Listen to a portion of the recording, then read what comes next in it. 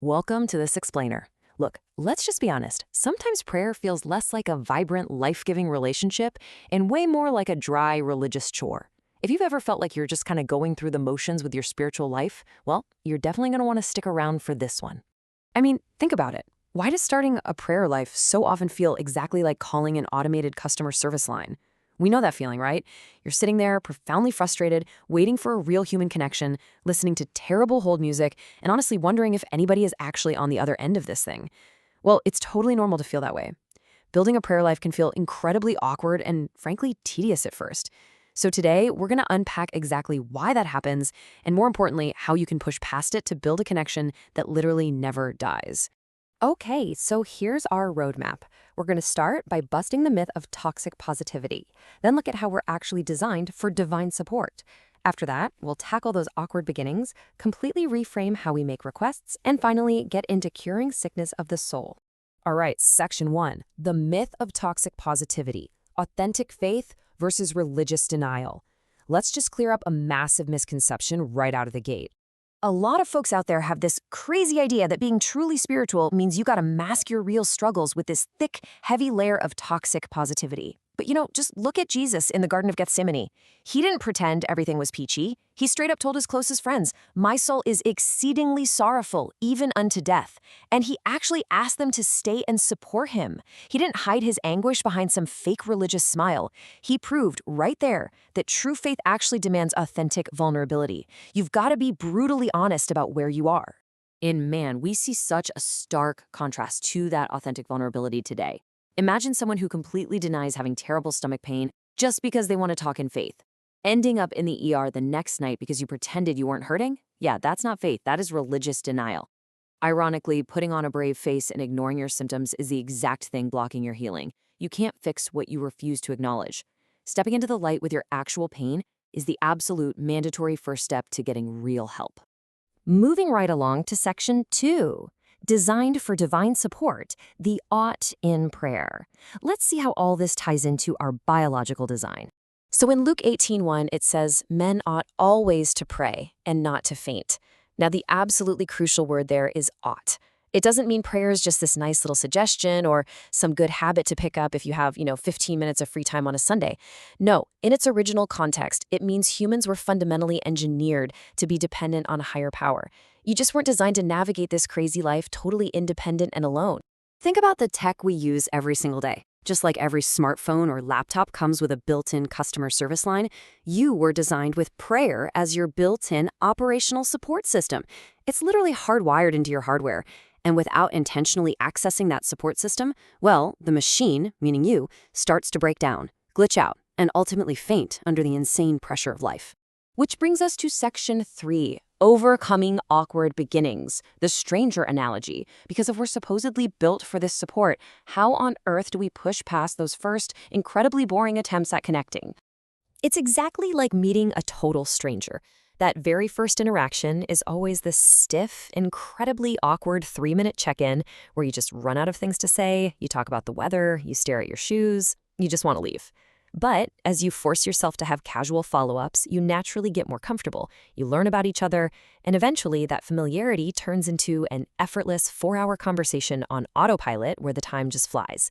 Prayer works exactly the same way. You have to push past that awkward stranger phase to ever reach that deeply intimate autopilot phase. And to reach that autopilot stage, you've got to establish an altar. Basically, think of it as a dedicated spiritual embassy in your daily life. It's a specific physical place, a specific time in your routine where you drop your sacrifice of time, put the phone on airplane mode, and real communication happens. Honestly, without fiercely protecting a dedicated space like this, you're just going to stay stuck in that awkward 3-minute stranger phase forever. But inevitably, as you successfully build this habit, you're going to hit a roadblock. What happens if the answer to your prayer is simply no? It's so easy to get frustrated when the support line doesn't give us what we want, right? But we really need to completely reframe how we look at rejection. That takes us to section 4, fellowship over constant requests, the toddler with car keys. We have to completely evolve our understanding of what this connection is actually for. First off, you got to realize that your mental images absolutely dictate your results. When I say the name Bill Gates, boom, your brain instantly pictures a billionaire. It automatically categorizes who he is. Well, if you pray, but you don't hold a specific positive mental picture of who you're talking to, like actively seeing Jesus as a provider or a healer, you're essentially just talking into a dark, empty room. You have to actively visualize the nature of who you're talking to if you want to confidently receive anything from them. But hey, even with a perfect mental picture, you still might get a no. And here's why. When God says no, it's not out of wickedness or some weird desire to ruin your fun. It's an act of profound love. I mean, you wouldn't toss a 3-year-old toddler the keys to your car just because they threw a massive tantrum, right? A loving parent says no to protect their kid from a fatal mistake. It's like a mom gracefully shutting down her teenager's terrible idea to drop out of high school and become a rock star. A no just means your request wasn't actually good for you, even if you couldn't see it in the moment. Plus, your mind is biologically wired to move toward whatever it focuses on. So, to use this to your advantage in prayer, you've got to ask for the positive instead of obsessing over the negative. Think about it. If I tell you right now, whatever you do, do not picture a pink elephant. What did you just picture? A pink elephant, right? So instead of praying against sadness or against war, which just keeps your brain heavily anchored to the problem, you should be praying for joy and for peace. Keep your focus locked on the destination you actually want. And this perfectly sets up our final, and honestly most critical section, curing sickness of the soul, the ultimate antidote. Let's look at how this fellowship cures our deepest inner wounds. Look, we absolutely have to ditch the spiritual assassin mindset. You cannot use prayer as a weapon to wish for the demise of your enemies. Think about it. Everyone is someone else's enemy in someone's story. If we all maliciously prayed for our enemies to drop dead, literally no one would be left on earth but chickens. I mean, you just can't harbor that kind of hatred and expect to walk away spiritually healthy. So instead of harboring all that toxic bitterness, you need to do a regular soul scan. Actively check your inner health every single day. Don't let resentments pile up in the background. The absolute deepest level of intercession isn't just complaining about the people who hurt you. It's choosing to genuinely pray for their well-being, which effectively releases them from your offense. It's a proactive daily habit of taking out the toxic trash from your own heart. And this soul scan is incredibly vital.